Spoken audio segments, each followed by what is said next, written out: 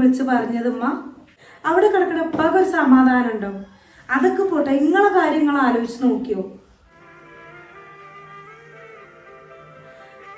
ഇമ്മമാരെ നോക്കാൻ ഇപ്പണ്ട്, ഇപ്പാൻ്റെ അനിയനുണ്ട്, എല്ലാവരും ഉണ്ട്.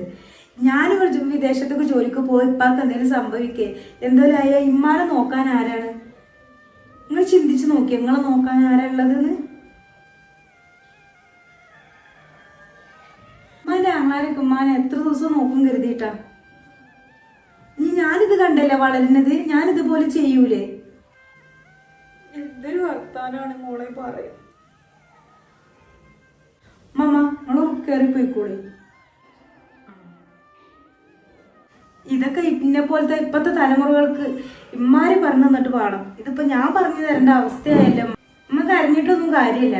ഈ സ്വഭാവം മാറ്റിയെടുത്താൽ മതി.